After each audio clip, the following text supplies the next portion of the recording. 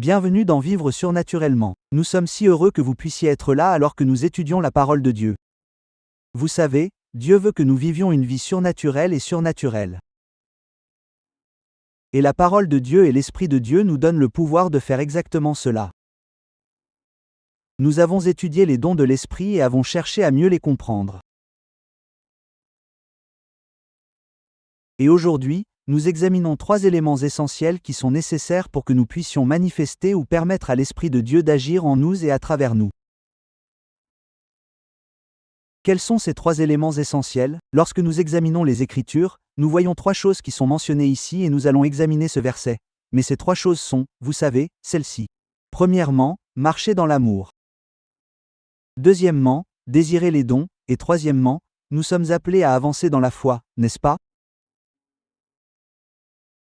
Maintenant, lorsque nous examinons ce passage de l'Écriture, 1 Corinthiens 12, verset 11, il est dit « Mais un seul et même esprit opère toutes ces choses, les distribuant à chacun en particulier comme il le veut. » Il parle de ce que fait le Saint-Esprit ou de ce qu'il fait. Il opère toutes ces choses, les dons. Or, ils lui appartiennent. Il opère ces choses. Il les distribue, ce qui signifie qu'il donne à chaque croyant comme il le veut, c'est-à-dire comme il le décide, n'est-ce pas?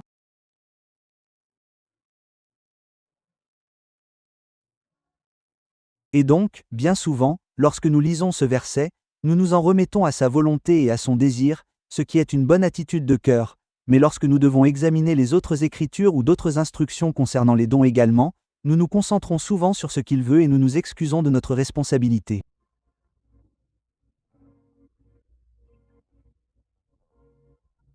Nous nous excusons d'autres instructions qui nous concernent, ce que nous devons faire lorsqu'il s'agit d'exercer un ministère, de faire circuler et de faire circuler les dons de l'Esprit. Examinons donc certaines des autres instructions. Le fait est que nous devons comprendre que le Saint-Esprit est toujours disposé. Vous savez, c'est son désir. Les dons de l'Esprit sont siens et c'est son désir que nous, ses représentants, marchions dans l'amour et dans la puissance. Et sinon, il n'aurait pas institué cela ou mis cela dans l'Église. Donc, tout d'abord, il est disposé. La question que nous devons nous poser est: sommes-nous disposés? Vous savez, en tant que croyants, sommes-nous disposés? Désirons-nous que Dieu agisse à travers nous, à travers le don spécifiquement, n'est-ce pas? La deuxième chose est qu'il y a des instructions données aux croyants sur ce qu'ils doivent faire afin de permettre au Saint-Esprit de circuler à travers nous ou, en d'autres termes, de permettre au Saint-Esprit de manifester les dons de l'Esprit. Donc, c'est ce que nous avons, vous savez, résumé dans ces 3 déclarations: marcher dans l'amour. Très bien. 1 Corinthiens 14 et verset 1, rechercher l'amour et aspirer aux dons spirituels. Donc, marcher dans l'amour signifie que notre motivation pour exercer les dons doit être l'amour.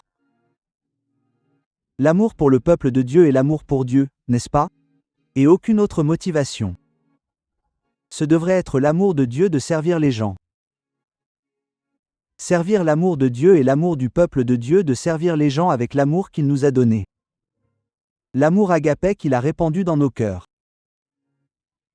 1 Corinthiens 13 est très clair dans tout le chapitre. Si nous exerçons nos ministères par les dons ou si nous manifestons les dons de l'Esprit, mais si nous n'avons pas l'amour, alors c'est un gaspillage total. C'est un exercice futile, n'est-ce pas? Nous devenons comme un gong qui résonne ou une cymbale qui retentit et même si nous sommes nous-mêmes martyrisés, mais si nous n'avons pas l'amour, alors c'est futile, n'est-ce pas? Donc, 1 Corinthiens 13 est très clair et c'est pourquoi il est placé exactement à cette position entre le chapitre 12 et le chapitre 14 qui parle des dons, n'est-ce pas? Donc, marchons dans l'amour. Deuxièmement, nous devons désirer les dons. Le verset que nous venons de lire, recherche l'amour, désire. Désirer, c'est intentionnellement et délibérément être zélé. N'est-ce pas? Cela signifie également qu'il s'agit d'un effort continu vers les dons. Nous nous rappelons continuellement et nous nous positionnons, nous avançons vers les dons. Ce n'est donc pas quelque chose de désinvolte. Ce n'est pas quelque chose que nous négligeons, mais nous sommes concentrés et intentionnels. Et nous poursuivons. Nous devons donc désirer sincèrement les dons. C'est donc une autre question à nous poser. Désirons-nous les dons de l'Esprit tous les jours, n'est-ce pas? quel que soit le domaine d'influence ou la sphère d'influence dans laquelle Dieu m'a placé. N'est-ce pas? La troisième est d'avancer avec foi. Or, ces dons de l'Esprit sont libérés par la foi.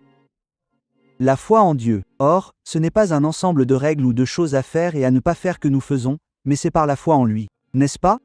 Et Galates chapitre 3 et Paul écrit à de nombreux endroits, et il dit, vous savez, il demande, il défie l'église de Galatie, et il leur a demandé, avez-vous reçu l'Esprit par les œuvres de la loi ou par la prédication de la foi?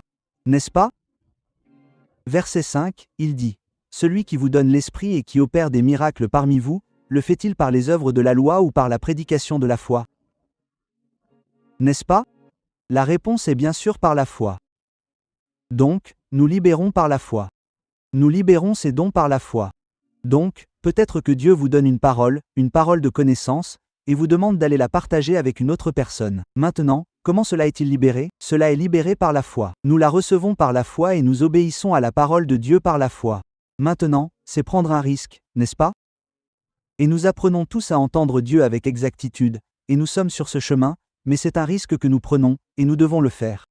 Nous devons prendre ce risque. Nous devons marcher par la foi. Donc, 3 choses. Nous recherchons l'amour, nous marchons dans l'amour. Deuxièmement, nous désirons les dons de l'Esprit et troisièmement, nous avançons avec foi. Maintenant, ce sont les 3 éléments essentiels. Allons-nous prier? Père, nous te remercions, Seigneur, pour ces instructions que tu nous as données en tant que croyants en ta parole. Père, nous te remercions que cela relève de notre responsabilité, Maître. Et Seigneur, nous prions pour que nous ne nous excusions pas, que nous ne soyons pas négligents, que nous ne soyons pas complaisants, Maître, mais que nous te poursuivions, que nous marchions dans l'amour, et Seigneur, nous prions pour que nous marchions avec foi en obéissant à ta voix.